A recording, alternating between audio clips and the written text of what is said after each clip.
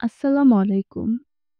যারা এই শীতের রাতেও কষ্ট করে গভীর রাত পর্যন্ত আমার গল্পের অপেক্ষায় থাকো, তাদের জন্য হৃদয়ের অন্তঃস্থল থেকে জানাই গভীর ভালোবাসা। শুরু করতে যাচ্ছি, আমৃত্যু ভালোবাসি তোকে। সিজন ৩, লেখনীতে ফারজানা মনি, পর্ব ৬৯।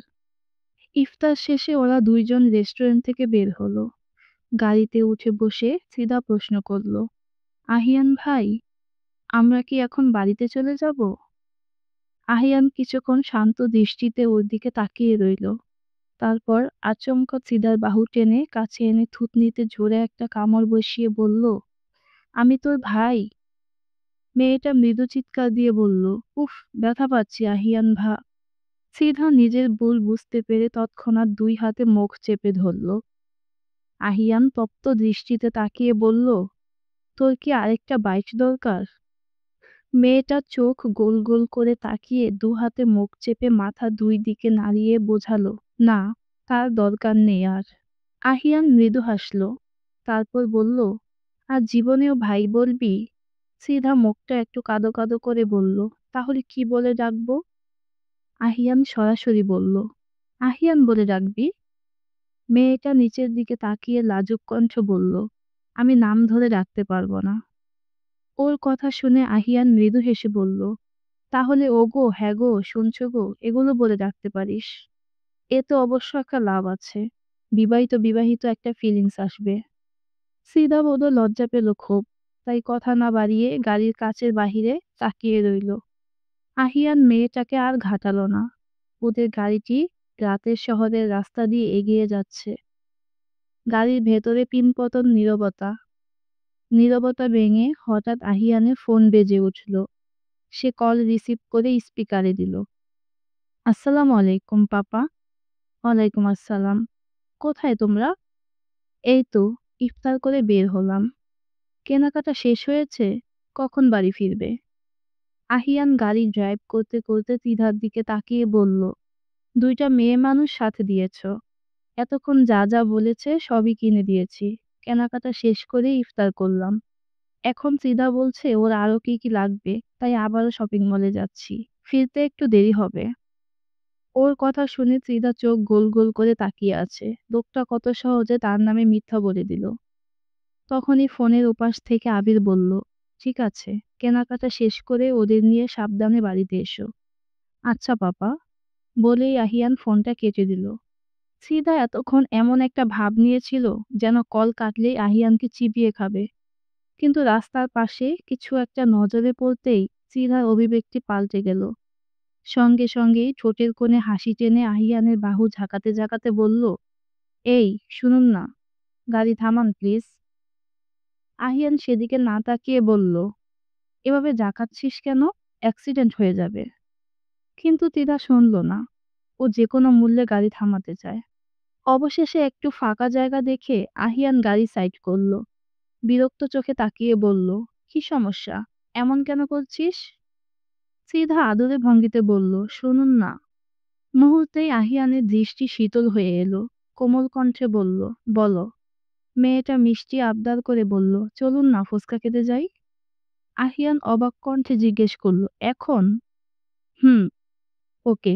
সামনে একটা ফুচকার স্টল আছে, পার্সেল নিয়ে নেব। সিধা ঘো ধরে বলল, না, আমি এখনই খাবো। পেছনে একটা ফুচকার দোকান রেখে এসেছি, সেখানে খাবো। আহিয়ানের চোখে মুখে অবাকতা। বিস্মিত কণ্ঠে বলল, হোয়াট? তুই রাস্তার পাশে দাঁড়িয়ে খোলামেলা দোকানে ফুচকা খাবি? সিধা জেদ ধরে বলল, হ্যাঁ খাবো। এসব দোকানের ফুচকা অনেক মজা হয়।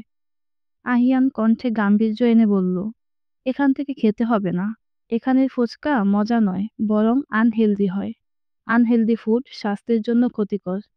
সিধা মুখ কাদো কাদো করে আহিয়ানের এক বাহু জড়িয়ে ধরে বলল, শুনুন না। আহিয়ান ঘাড় ঘুরিয়ে একবার তাকালো নিজের বাহুর দিকে।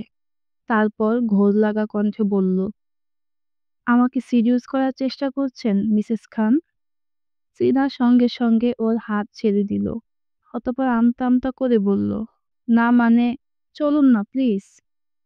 আহিয়ান আচমকা ওর কোমরে হাত রেখে টেনে কাছে এনে বলল, তোমার ইচ্ছা রাখলে আমি কি পাবো? মেয়েটা লজ্জায় মাথা নুইয়ে নিলে। এই লোকের মুখে তুমি ডাক শুনতে আফিমের চেয়েও বেশি নেশাতুর লাগে। অতঃপর আহিয়ানের টি-শার্টের সামনের বোতামে হাত বুলাতে বুলাতে বলল, আপনার কি চাই আমার থেকে? ছেলেটা মোহময় দৃষ্টিতে তাকিয়ে নেশাক্ত কণ্ঠে বলল, তোমাকে চাই। সিদা ছটফটিয়ে উঠে বলল, আপনি দিন দিন অনেক নির্লজ্জ পুরুষ হয়ে যাচ্ছেন। আহিয়ান ঠোঁট বাঁকিয়ে বাঁকায় হেসে জবাব দিল, বউয়ের কাছে শুদ্ধ পুরুষ হয়ে থাকলে তো আমার বউ টিকবে না, তখন তো আবার বিয়ে করতে হবে। আহিয়ানের মুখে এসব বেপরোয়া কথা শুনে মেয়েটার কান গরম হয়ে এলো। নিজেকে ছোটাতে চেয়ে বলল, আমার ফুচকা খাওয়া লাগবে না, আপনি বাড়িতে চলুন। আহিয়ান এবার সশব্দে হেসে উঠল। তারপর ওর কানের সামনে ঠোঁট নিয়ে ফিসফিসিয়ে বলল, এবার ছেড়ে দিলাম, কারণ তোমায় আমি ধরার উদ্দেশ্যে ধরিনি। তবে যেদিন ধরবো পালানোর রাস্তা খুঁজে পাবে না। মেয়েটা বুঝল না ওর কথার মানে, সব যেন মাথার উপর দিয়ে গেল। রিহান আহিয়ার হাত ধরে লেকের পাশ দিয়ে হাঁটছে। ইফতারের পর তারা হাতিরঝিল এসেছে। এখানকার রাস্তা ও ব্রিজগুলো জ্বলে থাকা রঙিন আলোতে সন্ধ্যার পরের সময়টা অনেক মনোমুগ্ধকর দেখায়। হঠাৎ দাঁড়িয়ে গিয়ে রিহান বলল, তুমি একটু দাঁড়াও, আমি আসছি। আহিয়া লেকের পানির দিকে তাকিয়ে চুপচাপ দাঁড়িয়ে রইল। চারদিকের রঙিন আলোতে লেকের পানি ঝলমল করছে। বিষয়গুলো খুব উপভোগ করছে আহিয়া। এসব জায়গাগুলোতে তার কখনো আসা হয়ে ওঠেনি। তাছাড়া কিভাবেই বা আসবে, সে তো ছোটবেলা থেকেই দেশের বাহিরে ছিল। ভাবনার মাঝেই রিহান আইসক্রিম হাতে হাজির হলো। আহিয়া বেশ অবাক হলো। চারদিকের পরিবেশ মৃদু শীতল। এমন পরিবেশে আইসক্রিম কে খায়? তখনই মনে পড়ল, সে নিজেই তো খায়। শীতের দিনে আইসক্রিম খেয়ে কাঁপাকাঁপির ব্যাপারটা অন্যরকম এক রোমাঞ্চকর অনুভূতি। কিন্তু সে যে ঠান্ডা পরিবেশে আইসক্রিম খেতে পছন্দ করে, সেটা রিহান কি করে জানল? ওর ভাবনার মাঝেই রিহান আইসক্রিম এগিয়ে দিল। আহিয়া হাতে নিয়ে কিছুক্ষণ স্তব্ধ দৃষ্টিতে তাকিয়ে রইল রিহানের দিকে। রিহান ওর ভাবান্তর বুঝতে পেরে মৃদু হেসে প্রশ্ন করল, কি ভাবছো? আমি কিভাবে জানলাম তুমি শীতল পরিবেশে আইসক্রিম পছন্দ করো? আহিয়া উপর নিচ মাথা ঝাঁকিয়ে বলল, হ্যাঁ। রিহান ওকে নিয়ে একটা নিরিবিলি শান বাঁধানো সিঁড়িতে বসে পানিতে পা ডুবিয়ে বলল, আমাকে আহিয়ান বলেছে। আহিয়া আইসক্রিম মুখে দিয়ে বলল, ভাইয়া আপনাকে আর কি কি বলেছে? রিহান বাদাম ছুলে মুখে দিতে দিতে বলল, অনেক কিছুই বলেছে। তবে তুমি টেনশন করো না। পার্সোনালি তোমার নামে তেমন কিছু বলেনি। দুই বন্ধু গল্প করতে করতে অনেক সময় পরিবার নিয়ে কথা হতো। তখন কথায় কথায় এটা বলেছে আর কি। আহিয়া কিছু বলবে, কিন্তু কথা যেন ঠোঁটে জড়িয়ে আসছে, ঠোঁট কাঁপছে। রিহান বুঝতে পেরে বলল, শীত লাগছে? মেয়েটা মৃদু হেসে বলল, হুম। রিহান দীর্ঘশ্বাস ছেড়ে বলল, এমন শীতল পরিবেশে আইসক্রিম খেলে তো শীত লাগবেই। আহিয়া আইসক্রিম মুখে দিতে দিতে বলল, সমস্যা নেই, আমার অভ্যেস আছে। এই অনুভূতিটা আমার কাছে ভালোই লাগে। রিহান সরাসরি অফিস থেকে মিটিং অ্যাটেন্ড করে আসায় সাদা শার্টের উপর কালো ব্লেজার পরা ছিল। ছেলেটা এক মুহূর্ত না ভেবে ব্লেজারটা খুলে আহিয়াকে পেছন থেকে জড়িয়ে দিল। মেয়েটা বেশ আঁতকে উঠেছে। রিহান আবারও বাদাম ছুলে মুখে দিতে দিতে বলল, এবার ভালো লাগছে? আহিয়া লেকের টলটলে পানিতে তাকিয়ে কাঁপা কণ্ঠে বলল, হুম। কিন্তু এখনো ওর কণ্ঠে কাঁপুনি দেখে রিহান একটু চিন্তিত হলো। ইতিমধ্যে আহিয়ার আইসক্রিম খাওয়া শেষ। রিহান কিছু বলল না। আজকে অনুমতিও চাইল না।